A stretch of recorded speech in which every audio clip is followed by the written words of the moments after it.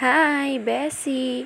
Ang ganda nga ng gising ko, Bessie. At pagbaba ko nga, malinis na rin yung baba namin.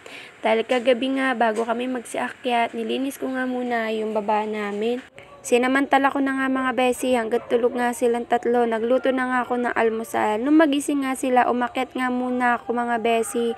Dahil nga magtutupi ako ng hinigaan namin. Kailangan ko nga itong matupi dahil maglalaba nga ako, Bessie. Hanggat nagtutupi nga ako, sinalang ko nga muna sa baba yung mga damit namin, lalo na nga yung uniform ni Dada na Monday to Wednesday nga, Bessie. Dahil naglaba nga ako nakaraan, alanganit, at hindi nga lahat ng uniform na laban dahil gawa nga yun ng hindi naman lahat pa nasuot.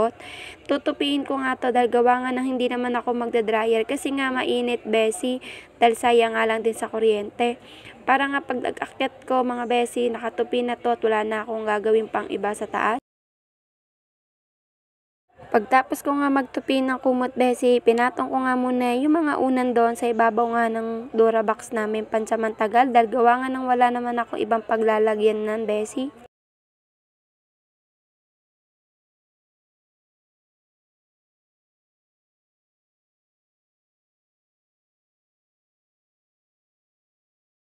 Eto na nga yung sinalang ko kanina, Bessie. Eto nga yung mga uniform ni Dada na puti. Simula nga t-shirt hanggang pants, Bessie. Puti nga yan. Pagtapos ko nga sa puti, Bessie, eto naman, nasikaso ko nga dito yung mga decolor dahil ako nga rin ang nag-ikot na. Si Dada na nga nagbanlaw at nagpiga. Ako naman na magsasampay nga dito sa taas.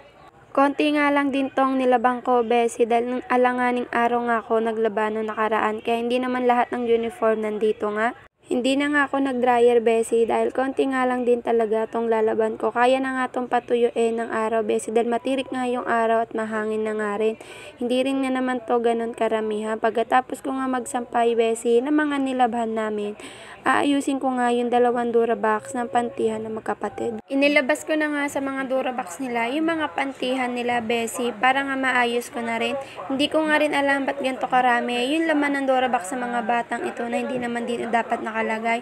Inayos ko nga yung mga pantihan nila at isa-separate ko nga yung panty nilang dalawa dahil sama-sama na nga sa iisang Durabox.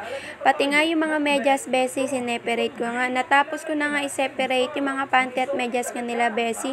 At kung di ka pa nga nakapollow, Bessie, follow my page. Thank you!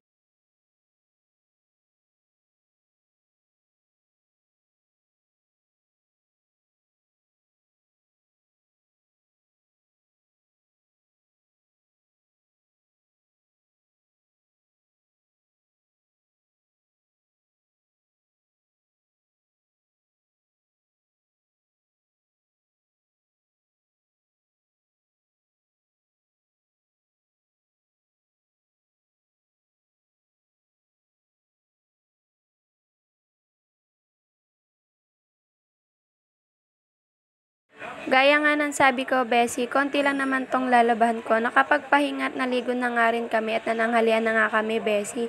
Eto nga hinarap ko, yung pantihan ng magkapatid. Hindi ko nga alam kung pantihan pa ba to. Tingnan mo nga at napakaraming nakalagay sa loob. Halo-halo na nga rin yan, Bessie. Kaya nga yan, sineperate ko na, gawa nga na malapit na rin magpasukan. Para nga din hindi nahawa-hawa yung mga gamit nila at para nga din iisang kuhanan na nga lang yung mga Durabox ng mga bata. Gawa nga na na-separate ko na yan, Bessie. Nang matapos ko tupiin, Bessie, eto na nga yung mga pantihan ng mga bata. At kung di ka pa nga nakapollow, Bessie, follow my page na nga. Thank you!